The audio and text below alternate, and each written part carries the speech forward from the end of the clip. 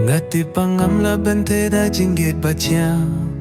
Vila ino yang apim kwa syuban yalang Kermen basisien Kas ngipin sa skill tu Kumang apin om shem shu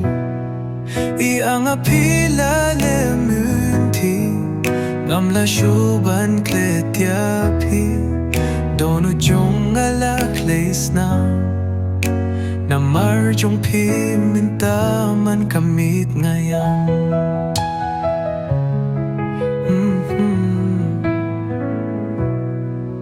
Piyong siya kapurtay Papilong marway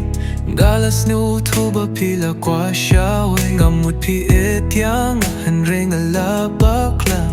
Pila jngay no na jingim jonga Kapi ba mi na syan sir jong pi Kapan mong yang aman lakas ngi Ngati pangam laban tle da jinggu bachang Vila ino yang apim kwa syuban yalang Kermen basisen Kas gipin sa skill tu Kumang apin om shem shu Yang apila le menti Ngam la syuban klet yapi Dono jong alak leis nam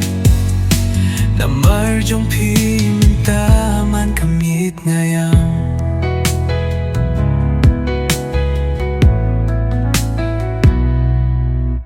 Malakas ngi ngajukol yapi Namar ngating bandu yapi Pangkwaban kunran kwaba pindon hajan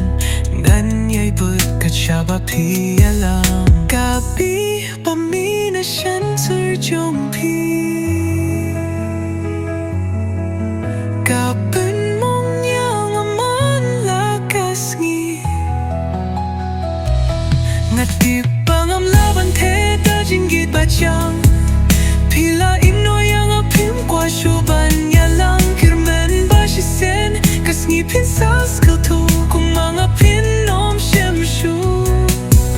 Yang apila le menti Ngam la syuban klet yapi Dono jong alak leis nam Namar jong pi mintangan kamiet ngayang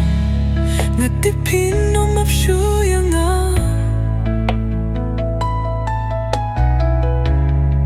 Bat pin om shanya shu yang